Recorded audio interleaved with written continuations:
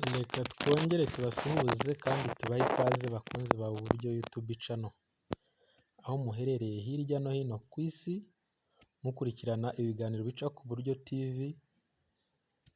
Twizere ko muri amahoro kandi mushima Imana n'abantu. Uyu munsi tugarutse muri mining ya Bitcoin Satoshi.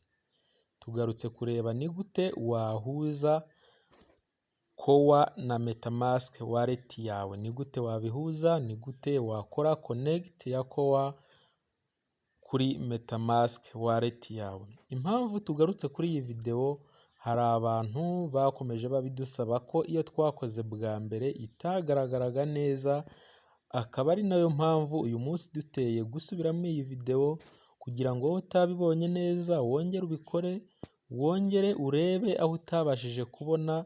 Twababwiye ko ari ikibazo cyabayeho mu gukora iriya video, ariko uyu munsi twizere ko muri bubibone. Uyu munsi twizere ko ibyo tugiye kubereka murabibona neza, kuko ni ingenzi kuri wowe wamayininze Bitcoin Satoshi. Ahangaha murabona ko ubwa mbere urinjira muri Metamask, ukirike kuri option, hanyuma ukirike kuri settings.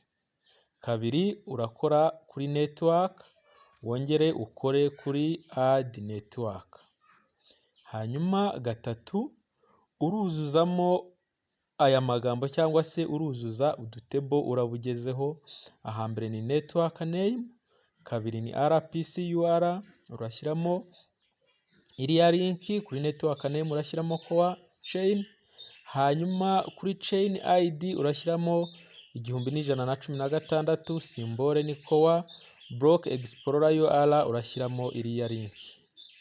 Twagiye muri Metamask.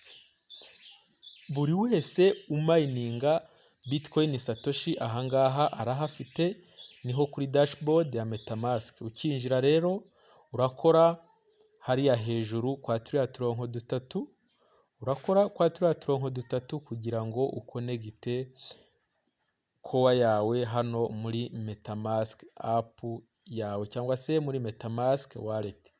Urakora kwa turiya turongo dutatu, hanyuma utegereze hafunguke. Nyamuneka uku tugiye kubikora nawe aba ari kubikora kugira ngo Core zawe utazazitakaza, Core zawe utazazihomba.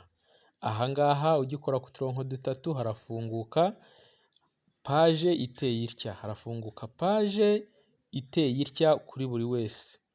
Nihafunguka iyi page uraza ukore hano hasi handitse settings, urakora hano handitse settings. Uku turi kubikora nawe aba ari kubikora. Byaba byiza ufashe agapapuro ukagenda wandikaho step by step kugira ngo niwinjira muri Metamask ntibize kukugora, ntibize gufata umwanya wo kugenda usubira inyuma ugendere rimwe, kuko Metamask iyo usubiye inyuma wongera ugatangira bundi bushya. Aha, hano nihafunguka haraza taburo nanone iteye itya. Wowe icyo ukora nta kindi, urareba aha handitse network, uraza hano handitse network aba ariho uri bukore. Nyamuneka uku turi kubikora nawe aba ari kubikora kugira ngo ibintu birusheho kugenda neza. Urakora hano handitse network. Nongera kubabwira ko nyuma y'iyi video haraza video ikwereka uburyo uvana Core zawe muri application wa miningemo uzizana hano muri Metamask Wallet. Reka tubanze duhuze Core na Metamask, iyo video nayo iraza gukurikiraho. Urakora kuri network, hafunguke taburo iteye itya.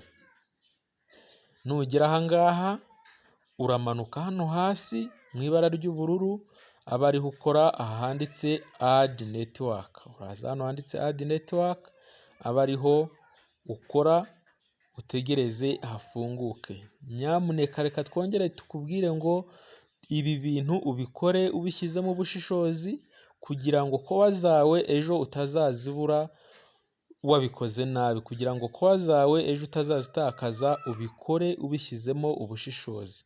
Urakirika hano handitse add network, nihafunguka uragera kuri taburo imeze itya.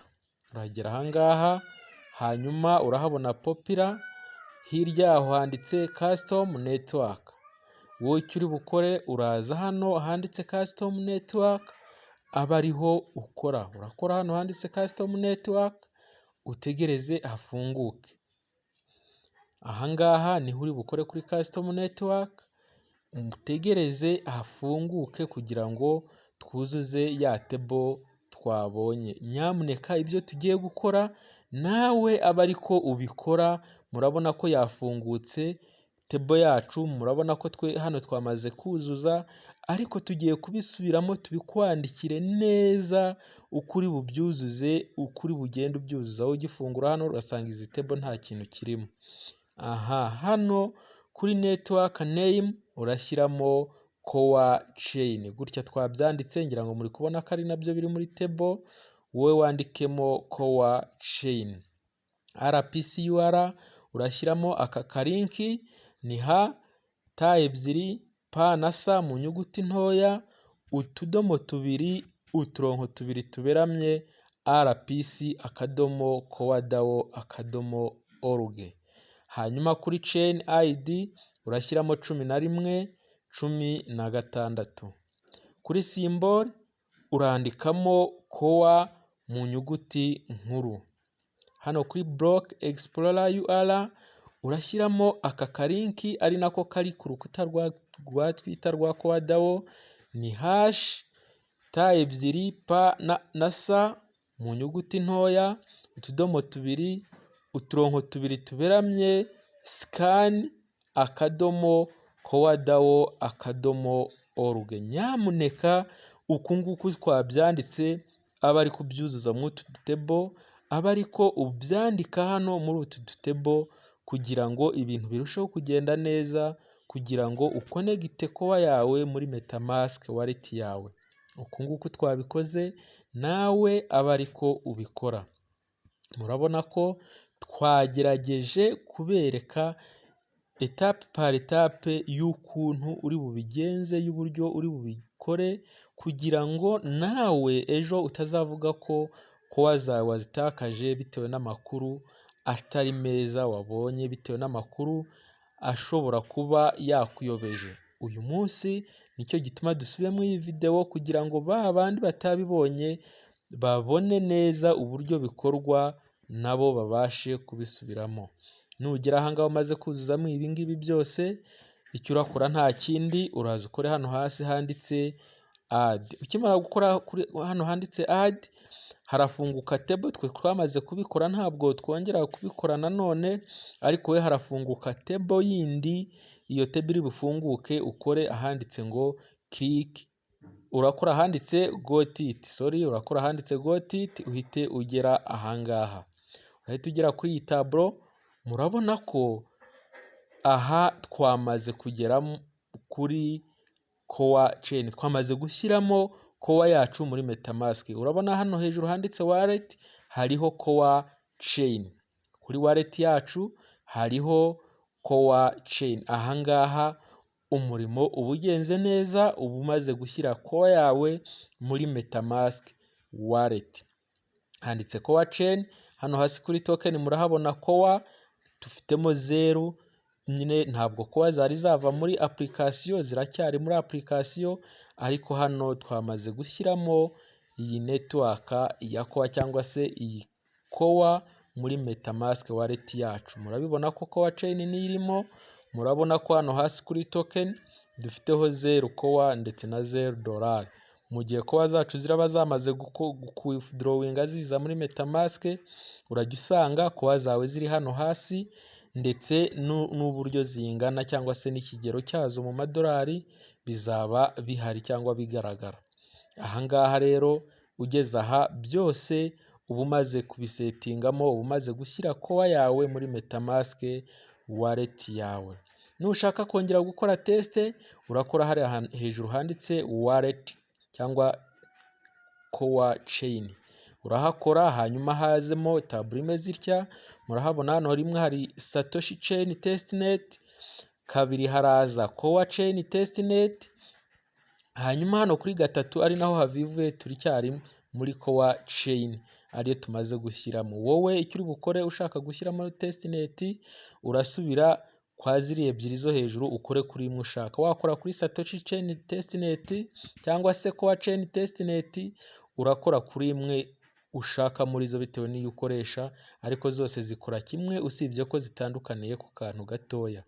Urabona ko iyo ushyizemo Satoshi chain testnet, iyo ariyo ushyizemo hariya kuri wallet, hano kuri account 1 haba hari $0. Iyo harimo Satoshi chain testnet kuri account 1 haba harimo $0. Hanyuma hano hasi kuri token haba hariho test, bakaguha na core zawe za test. Nge murabona mpafite core 3 muri testnet.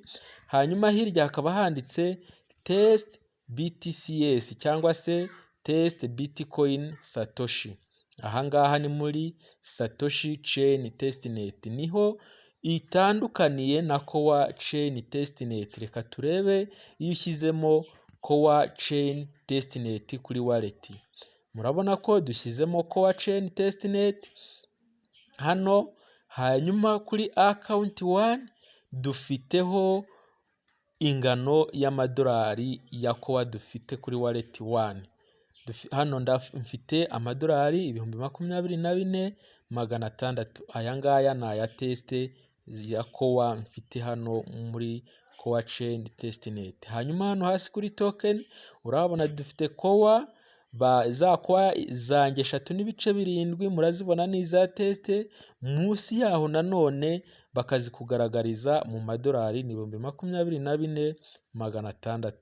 Iyi Core chain testnet niyo izasimburwa na Core chain nyirizina. Uku bimeze hano ni nako bizaba bimeze igihe uzaba wamaze kuzana Core zawe muri Core chain. Hanyuma urakora hariya hejuru nanone ugaruremo cyangwa se usubizemo Core chain tumaze gushyiramo. Murabona Core chain niyo tugaruyemo. Aha kuri wallet account 1 hariho $0. Hanyuma hano kuri token hasi dufiteho Core 0 ndetse na $0. Ahangaha murabibona neza.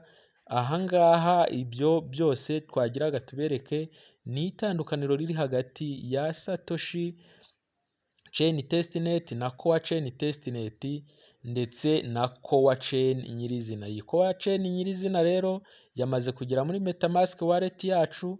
Nawe ubikore nk'uko tubikoze, nyamuneka ubikore nk'uko twabikoze kugira ngo utazahomba Core zawe. Bikore nk'uko twabikoze etape par etape, nawe ugere ahangaha. Ahangaha murabona ko ibintu byacu biba byarangiye. Reka twongere dusabe utarakora subscribe ku Buryo TV ko wakora subscribe. Ciao.